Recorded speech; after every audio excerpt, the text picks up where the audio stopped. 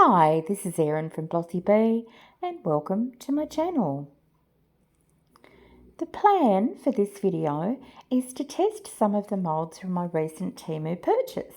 If you saw my video number 10 where I unpacked my parcel, you would have seen these moulds and I'm excited to go ahead and try them out, and then I'm going to share my feedback on the moulds. I did end up doing this just minutes after finishing videoing me unpacking them. I couldn't resist. Some of them just intrigued me so much. So here I've got 3 of the smaller moulds. So I've got the balloon dog mould and the little flower mould, and I've got the little paint artists, I think it's a painter's palette and brush mould, and I'm going to tackle that one first. I have sped this up. I'm just using Anko acrylic markers from Kmart, and I'm going ahead and highlighting all of those little areas where paint would be sitting.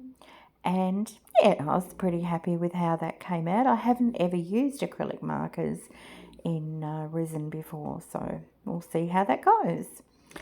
Now, this is a new thing for me too.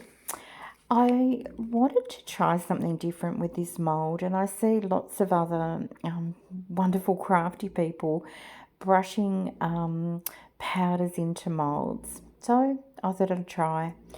The one I've chosen is from A1 Pigments Australia, and it's part of their Crystal and Interference series, and this one's called Rock Crystal Violet, and I just loved the idea of this. So it's an interference powder, and obviously it goes on looking quite sort of shimmery, silvery, creamy white, but I think the end result will really surprise you. So because this is my first time ever brushing pigments into a mould, I am trying very hard to be careful and to get all of those little nooks and crannies. Okay, so here's our little balloon dog mould, and the moment I took him out of his package, I was just in love. And I decided I really wanted to try and achieve that glossy, almost translucent look of a hot pink balloon. And so I'm using mica powder here, and first of all, I just add the tiniest amount because I don't want it to be opaque, and I decide that I'd like just a little bit more colour, so I'll go ahead and add that in now.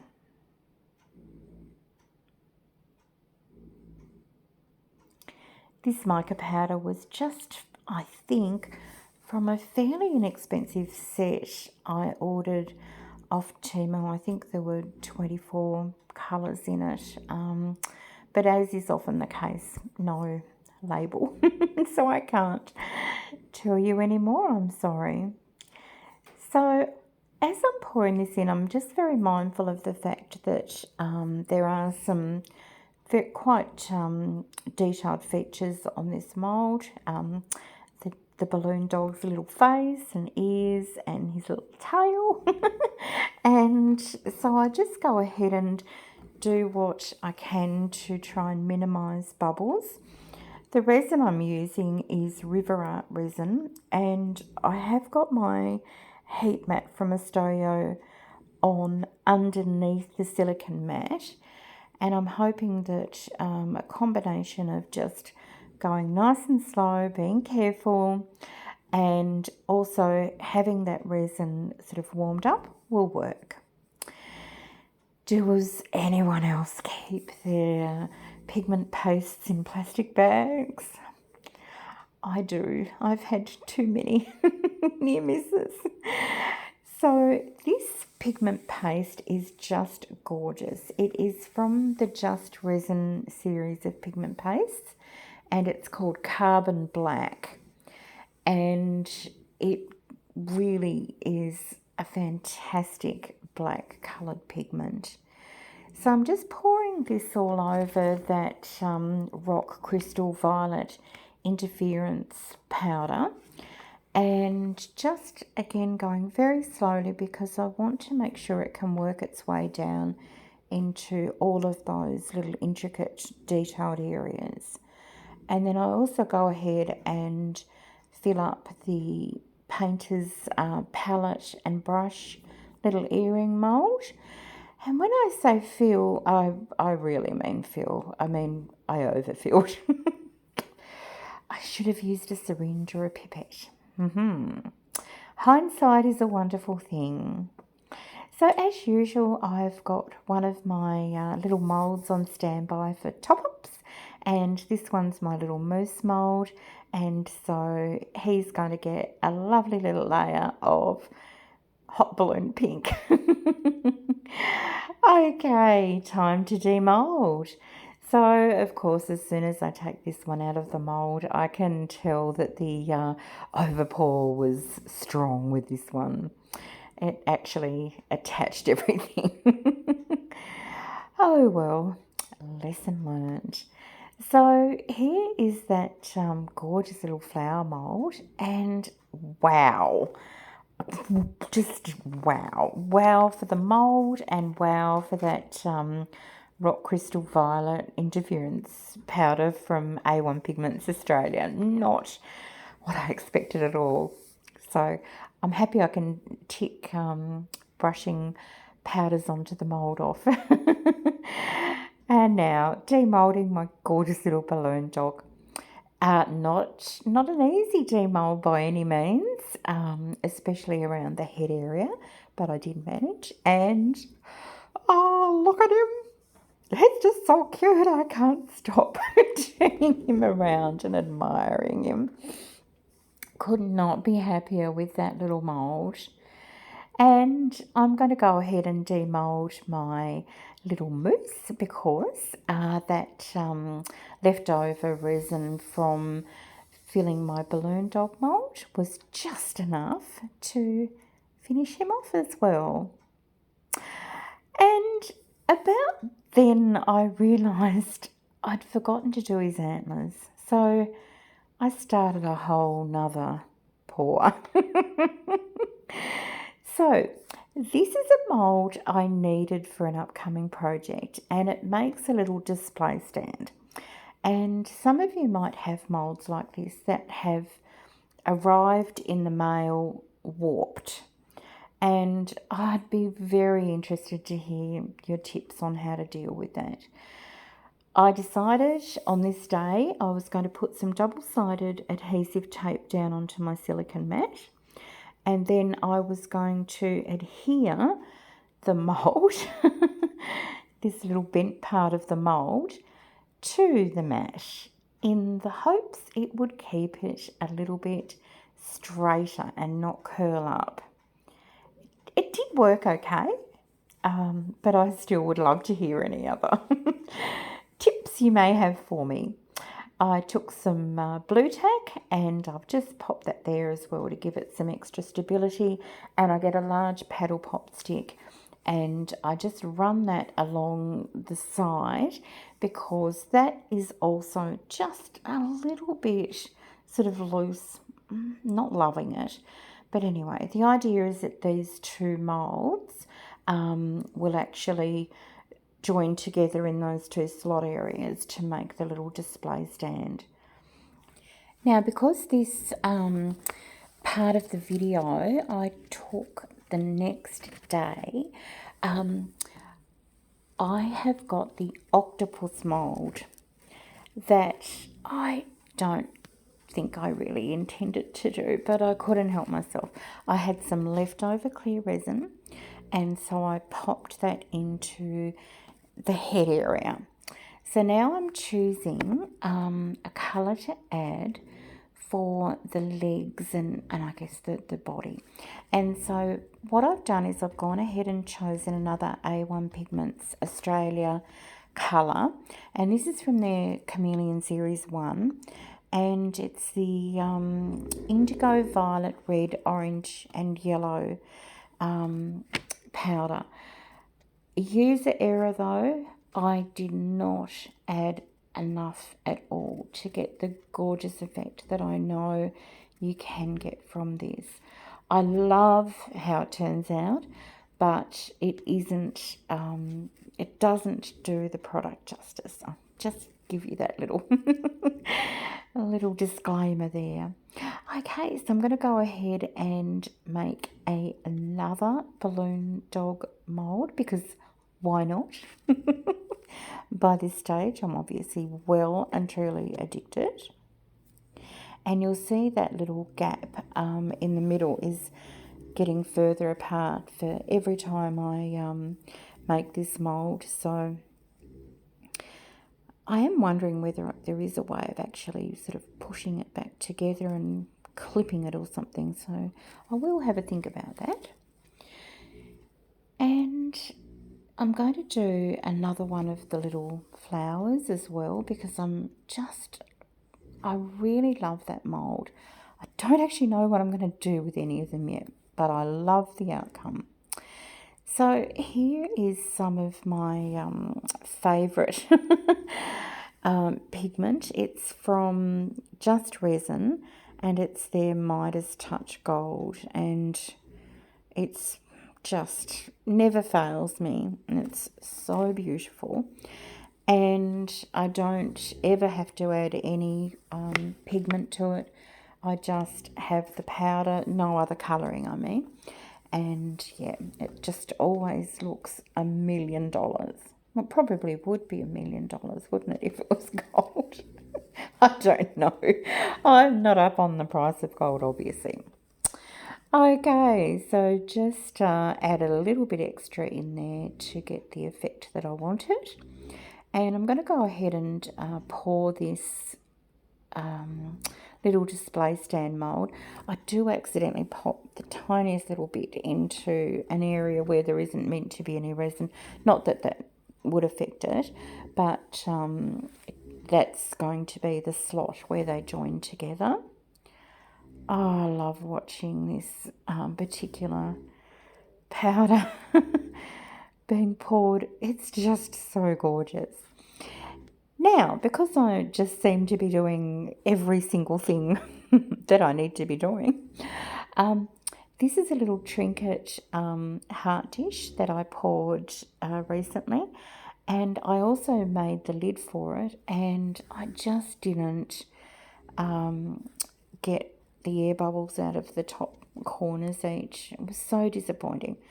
So I'm going to just take this opportunity to re-pour so that I have got a lid to go with that trinket tray. And again, just look at that glistening gold goodness. Definitely a Midas touch there. Yeah, this was not a video I thought I was going to be taking, but after unpacking all of the moulds the night before, doing the initial pour, then demoulding, and now I'm just going again. It's just so addictive, isn't it?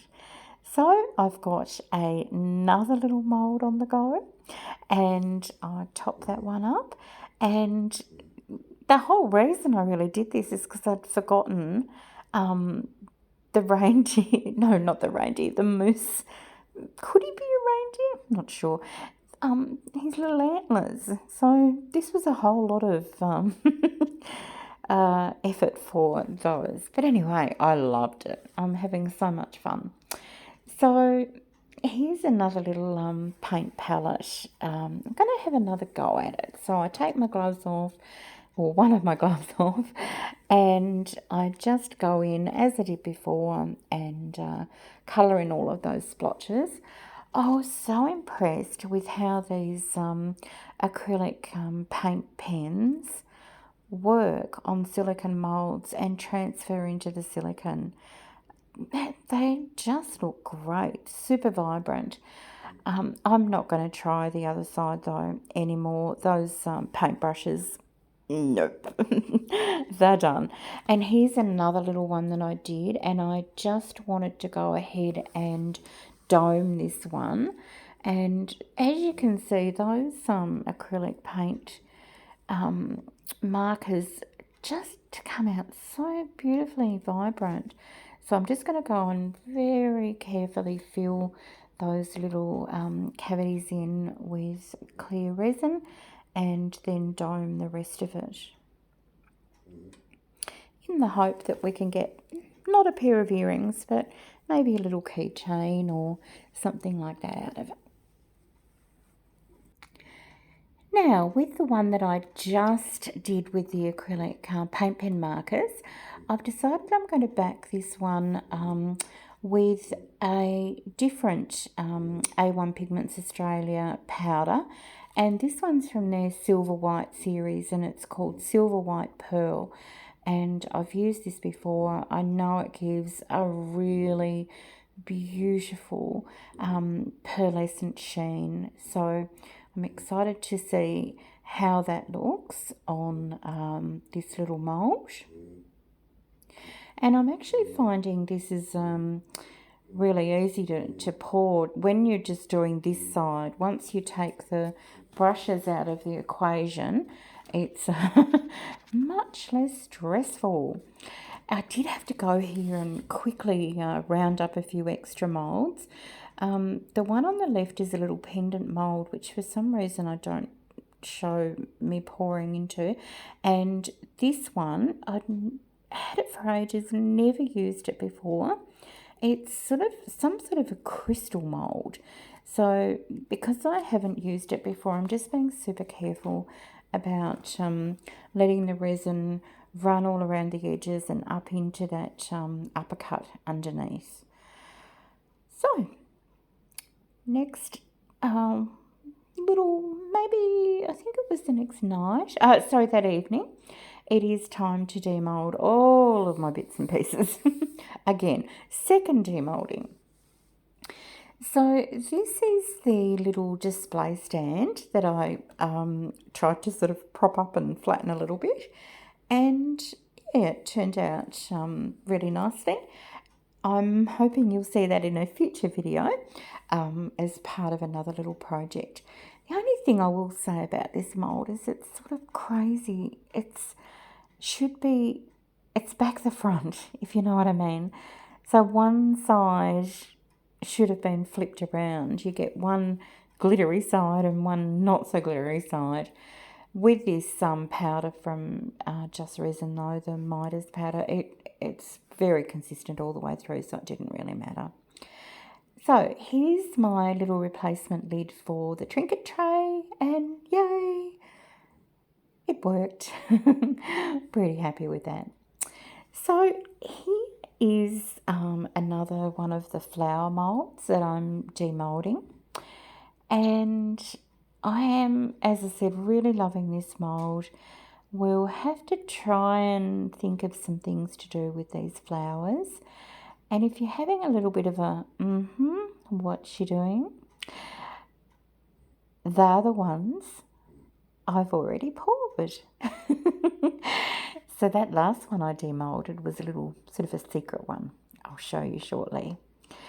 Here I'm going to demould that crystal, and wow, I love it. There are some ridges on the back, and when I go ahead and sand this off screen, I go a little bit crazy and I reduce it to almost a matte finish.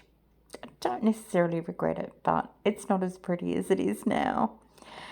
And there's my two little paint palettes, and they're looking gorgeous. I can see those as a keyring, and that was the other little pendant that I made. Very pretty and shimmery. So many things to demould. Here's my mousse mould that I topped up with that Midas Touch powder. And this one's always a little bit of a struggle to demould, but getting better at it as time goes by. And he's so cute. I love it. And of course we've got the antlers. Loving that. It looks so pretty. And then now on to another balloon dog mould. Yes, I've sneaked another one in. I can't help it. So this was the one that I poured with that chameleon powder.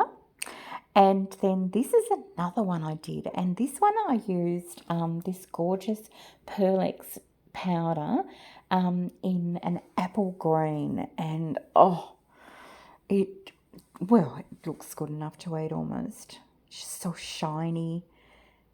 Look at it. Yeah, I have a little balloon dog problem now. That little area underneath his tummy, I go ahead and clean up. It's quite easy to do. I just use my snips and snip it off. And there's the little pink one. And here's my little blue one. And by now I'm having way too much fun moving my little balloon dog family around. I need to stop. Somebody stop me. Okay, now I am so nervous about this. This is my octopus mould. I have never cast a mould like this ever, and I have never poured anything as deep as, well, I suppose a little mousse mould is deep if I have leftovers, that take up more than half the mould. But look, it was just so new to me, and I know that the clear part that I poured first has got lots of little micro bubbles in it, because I don't think I ever thought it would work out. But hello, you. I'm just in love. I can't stop looking, can't stop turning him. Just blown away, just amazed. So I've had a little bit of a rearrange because I've got more. So I often have earrings that I've poured in the past that I've made, and then I set aside, and then I think I'll dome them one day. And that day came. So when I was pouring the rest of these items, I used the leftover clear, and I just thought I'd show them off a bit. Those little gold ones there, I think they're some of the prettiest I've ever made. The sparkle is real.